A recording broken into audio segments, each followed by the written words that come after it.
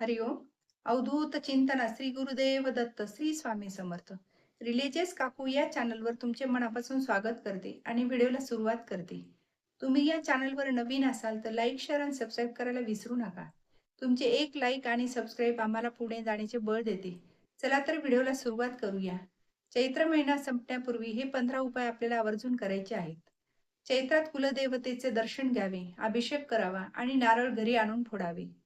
ह्यामुळे आपल्या दैवी कृपा होते आणि कुलदेवतेचा वास आपल्या घरात सतत राहतो. देवघरात मूठभर तांदूळ ठेवून हे दुसऱ्या दिवशी घराबाहेर टाकावे. याने घरातील वाईट शक्ती बाहेर जाऊन फेकल्या जाती बाहेर. सुख समृद्धी येते. व चैत्र महिन्यात जर तुम्ही नवीन तुळस लावली तर घरात येणारा पैसा दुप्पट पटीने वाढून स्थिर राहतो. ह्यामुळे वास्तुदोष दूर होतो आणि लक्ष्मीची कृपा होते. चैत्र महिन्यात मुख्य चौकटीला हळदीचे लेपन लावावे व त्यावर स्वस्तिक काढावे. ह्यामुळे घरामध्ये नकारात्मक ऊर्जा घरात येत नाही आणि घरात सुख शांती नांदते. व या महिन्यात दररोज संध्याकाळी गाईच्या तुपाचा दिवा आपल्याला तुळशीजवळ लावायचा आहे. त्यामुळे घरातील व्यक्तीचे आरोग्य चांगले राहते. व चैत्र महिन्यात शनिवारी हनुमान चालिसाचे पठण करावे.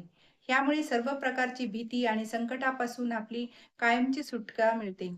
चैत्र महिन्यात तांब्याच्या भांड्यामध्ये तांब्यात पाणी आणि दूध मिळून चंद्राला अर्घ्य द्यावे. यामुळे मुलांच्या शिक्षणातील अडचणी दूर होतात व त्यांची प्रगती होते. व ह्या महिन्यामध्ये गरजू व्यक्तींना तांदूळ, साखर किंवा पांढऱ्या वस्तूंचे दान करावे. यामुळे कुंडलीतील चंद्र स्ट्रॉंग होतो. व चैत्र महिन्यात पिंपळाच्या झाडाला आपल्याला पाणी अर्पण करायचे आहे आणि 5 प्रदक्षिणा घालायच्या आहे. ह्यामुळे पितृदोष शांत होतो आणि घरामध्ये वंशवृद्धी सुख लाभते. या महिन्यामध्ये लक्ष्मी मातेला गुलाबाचे अत्तर लावावे. यामुळे समाजात आपल्याला मान सन्मान वाढतो आणि आर्थिक प्रगती आपले नवे मार्ग उघडतात. शनिवारी तांदळाची खीर नैवेद्य म्हणून दाखवावा आणि तो सर्वांनी प्रसाद म्हणून घ्यावा. यामुळे घरातील कुटुंबात एकोपा वाढतो आणि सगळ्यांची म्हणजे चांगली प्रगती पण होते. त्यामुळे शनिवारी आवर्जून नैवेद्य दाखवायचा आणि खीर सगळ्यांनी प्रसाद म्हणून घ्यायची आहे. या महिन्यात तुम्ही पक्ष्यासाठी घराच्या बाहेर पाणी आणि काही धान्य ठेवावी.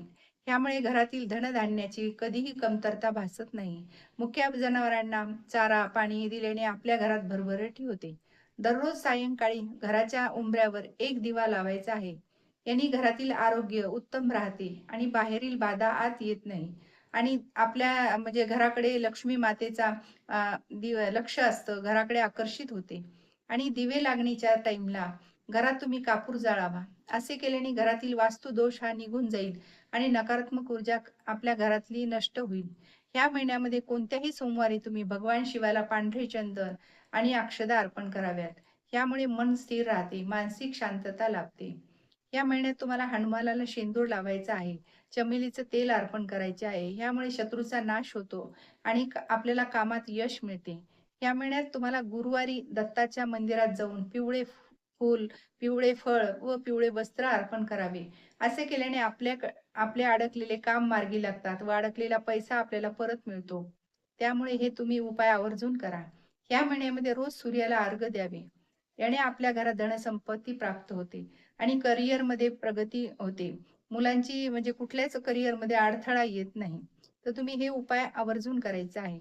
चैत्र महिन्यात लक्ष्मी मातेच्या चरणावर तुम्हाला 11 गोमती चक्र अर्पण करायचे आहेत आणि विधिवत पूजा करायची आहे. नंतर ते गोमती चक्र तुम्ही आपल्या तिजोरीत ठेवावे. याने तुम्ही नाहीतर व्यवसाय तुमचा असेल तर तिथं तुम्ही त्या गल्ल्यातही ते ठेवू शकतात.